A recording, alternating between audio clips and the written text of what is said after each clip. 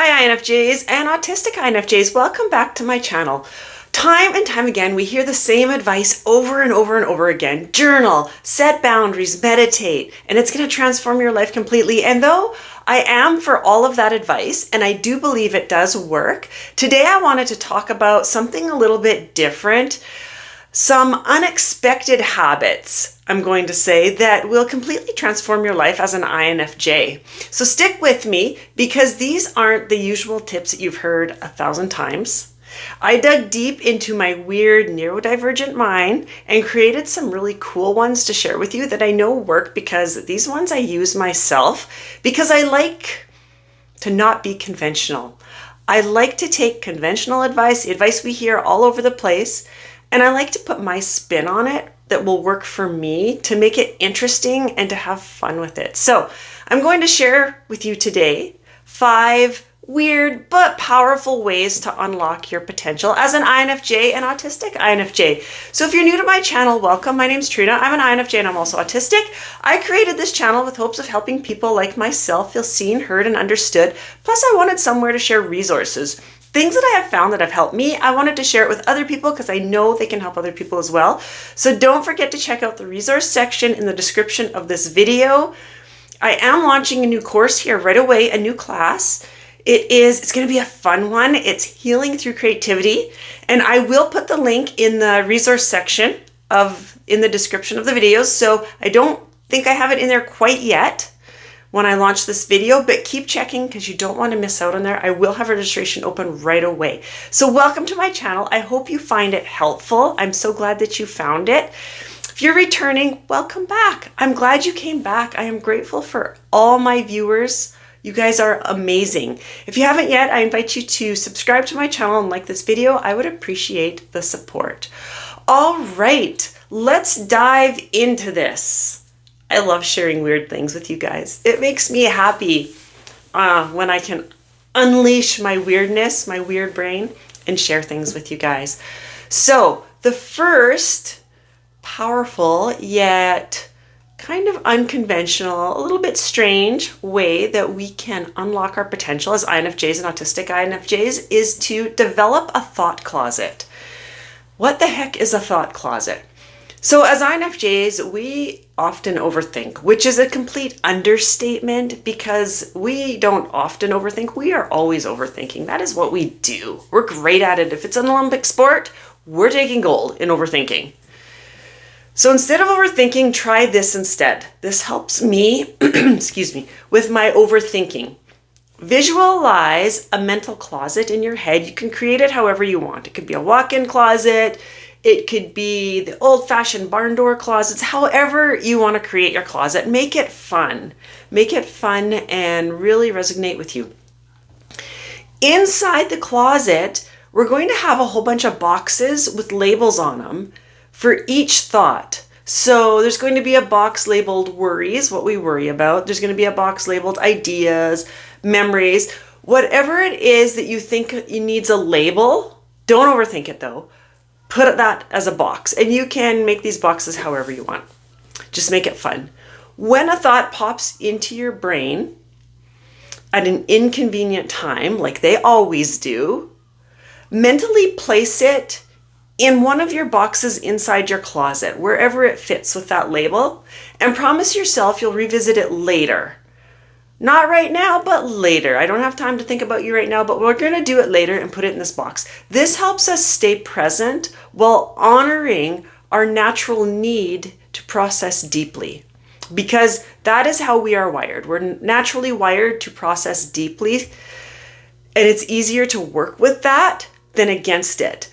But it doesn't always happen at convenient times. So doing this, we can just store it away. And when we're ready to tackle that and overthink it, we can take it out and do it. For me, it works awesome doing this. I have many boxes in my little brain closet. And when I need to, I'll just slide a box out and pull out that thought and go to town on it. It's helpful. It really helps not getting drugged down that deep, dark rabbit hole of overthinking. I can control my overthinking to keep it more constructive than getting into the dark ruminating. Number 2, this one's really fun. This is one of my favorite ones. Mood color mapping. Because I like to color. I color a lot. It's great for anxiety. But anyway, mood color mapping. So we are emotional sponges. We pick up on emotions all day long that aren't ours. We just soak it on up there like a giant sponge walking around the earth. So at the end of each day, assign a color to your mood. So it could be like blue for calm, red for stress, yellow for joy, whatever. These are just examples. You use any color you want. Whatever color you want that you're drawn to for that mood, even if it seems unconventional, because generally yellow is for joy. If you want yellow to be something totally different, then put it. It's your map. So it needs to fit exactly with how you feel. Once you do this, write it in a journal. Write about that mood that you're feeling. Over time, this creates a visual pattern, emotional pattern, that will help us identify triggers, highs, areas for change, that sort of thing. What I like about it is my dog came in and he's interrupted me and he just about knocked my ring lamp over. So I thought we were going to have a catastrophe and he just totally took me off topic. Okay, we're back. Mood mapping, color mapping. So this is helpful for me because I really want to pay attention to those highs, because those are the things that I really hang on to, because I don't like getting into stinky moods. That's what I call it, the mood stink. And I have found that when I can hold on to those highs and I can direct, now my dog is scratching, you may hear him, I apologize. When I get into those stinky moods, I can grasp onto those highs and I can remember them and replay them in my brain, and it makes me pass through those moods that I don't want to be in. And a lot of times I have found that those moods, those stinky moods that I don't like, that will put me in a funk, and no, that wasn't a swear, and I shouldn't use this word on here because it might come out wrong. Funk, not the other bad word. Lots of times when I'm in that state of just a horrible mood, it's not even mine, I find. I'm carrying somebody else's. It's not mine. I'm usually in a pretty good mood for the most part, so when I'm in a bad mood, I'll find it's not mine. And this really helps that mapping, so I can go back and look through my journal and be like, oh yeah, this was my high. I want to remember that. And I'll just do a short little meditation and away we go with it. It is so great. I love doing it. It helps me really control those emotions that feel like they're on a rampage sometimes. Number 3, playing energy detective. This actually is going to tie into what I was just talking about a little bit. So before committing, you're probably wondering, what is an energy detective? This sounds crazy. And it does sound crazy, but it's very helpful. Before committing to something or to someone, pause and ask yourself, how does this feel in my body? I will do this. I will just take a second. And I don't care if there's awkward silence when somebody asks me something. I know how valuable this is, so it doesn't matter to me anymore. I'll take a moment and I'll say, hey, body, how do I feel about this? Sometimes I'll actually verbally say that because I need to. But if there's lots of people around, I'll just mentally think it. Hey, body, how do I feel about this? And I really pay attention to what is going on inside my body. The thing is we often ignore our gut instincts, but practicing this habit helps us train to detect those subtle shifts in our body, in our energy is more what it is. And it helps guide us towards things that are more in alignment with our values and our needs, so that we are not always feeling burnt out. So we are not overcommitting to things that we don't even want to do. This also helps us set boundaries. So it's really, really cool how it works. Oh, my dog's gonna knock my camera. Okay, Duke. What are you doing? He didn't knock it off. All right, my big Duke dog here. He's a giant schnauzer. He weighs, I think, 121 pounds, but he thinks he's a lap dog. So now he's like trying to climb on my lap. So anyway, energy detective. So that's very helpful. Number 4, practice silent empathy. This is, oh, there, now you can see his big nose. Hi, Duke. Hi. Practice silent empathy. We are natural empaths. That's just who we are. We can't change that. That's just who we are. It's actually our gift. It's a strength. But this often can feel very draining. especially when it's somebody else's emotions that we're taking on. Try practicing silent empathy during conversations. So what I mean by that is acknowledge the person's feelings while you're talking to them inside. Mentally acknowledge it inside, like internally, without trying to fix or absorb them. Because that's usually our first go-to. I can fix them, I can help them. And then we start absorbing their energy. So if we just mentally acknowledge it, because we're going to, that's just who we are with our empathy, just mentally acknowledge it. That, oh, okay, this person is doing this, that's interesting, huh? This allows us to connect deeply with them still while preserving our energy, which is really our main goal, is because we get so exhausted, burnt out by other people's energy on stuff that's not even ours. Number 5, create a sensory ritual. This is kind of cool too. I say this about all of them. That's why I wrote them all down, I guess. Sensory ritual. I do this. This is so great. So design a ritual that combines all 5 of your senses. Something that really resonates, and we want to do it to ground ourselves daily. This is very important. INFJs really will benefit, and autistic INFJs, from grounding. The more grounding you do, the better you're going to feel throughout your day. An example of this, of a ritual, and it doesn't take long, like maybe only 5 minutes a day. You could make it longer if you want, but if you don't have that much time, like 5 minutes a day. Sorry, I'm still holding my dog here. He wants to knock all my stuff off. My camera, he's gonna knock my camera over. I'm not sure what he wants.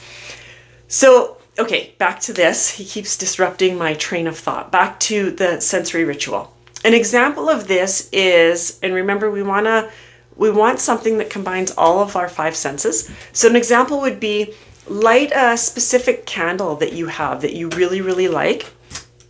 And that's going to be our smell. Because we want it to be a scent, I should say a scented candle that you really like. We want it to be a smell. If you don't like candles, some people don't, you could use essential oils. Although I have found that many INFJs, especially us autistic ones, essential oils can be a little bit much for us. But whatever makes you feel good with your smell. So a candle, oil, whatever.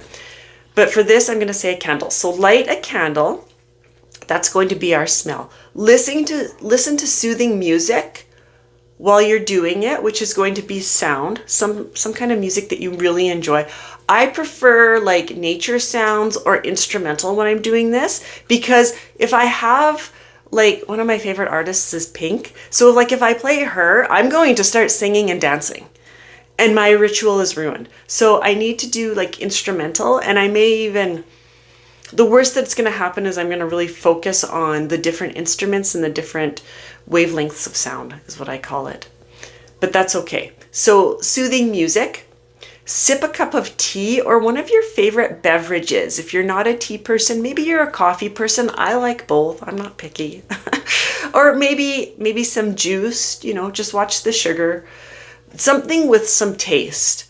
Maybe lemon water. Some people like cucumber water, but it's something for taste because we want that taste sensory, right?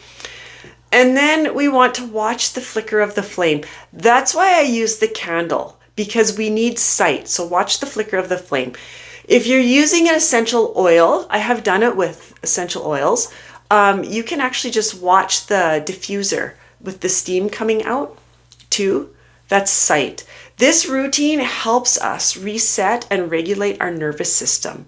This is why it's beneficial, because most of us are walking around daily with a dysregulated nervous system, and this causes us lots of issues. I'm not going to get into it. That is a live video for another day because it's a big topic, but this will help us get back into our body, calm that nervous system so that we're not feeling like this all the time, that there's going to be a threat. There's something, the sky's going to fall or something. I don't know. I'm always looking for a threat. I don't really know what it is because I can't really find it because there's never ever one there. It's my dysregulated nervous system.